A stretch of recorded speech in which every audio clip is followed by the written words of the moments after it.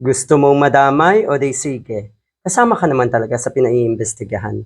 So siguro mabuti nang i-all out nyo na yung kasinungalingan nyo rin. Napakadali talagang magkwento.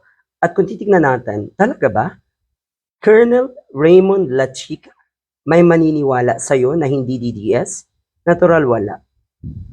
Nag-submit ata ng affidavit etong si Colonel Lachica na yun daw mga aligasyon ni Ramil Madriaga kay Sara Duterte ay baseless. Hindi daw siya miyembro ng kung anumang security group ni Sara Duterte at kung ano-ano pa.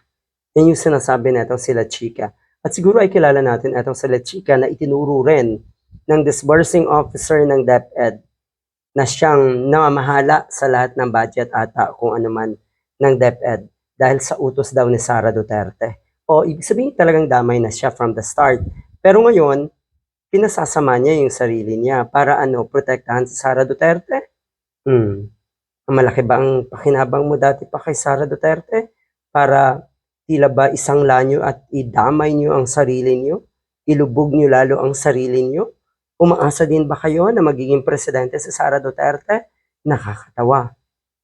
Kasi ang sinasabi ng mga kababayan natin tungkol nga dito sa former VP Security Group Head, yun nga, baseless lahat ng allegations ni Madriaga. At dapat agad-agad paniwalaan yung sinasabi mo?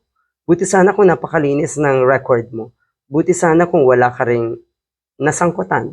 Hindi ka rin sangkot sa mga kawalang hiyaan ni Sara Duterte. Ay mukhang you are in the same flock. Kaya pareho kayo. Nanindigan etong dating head nga na wala daw katotohanan ang mga akusasyon ng kampo ni Ramil Madriaga. Sa korte ka daw po magpaliwanag. Good luck.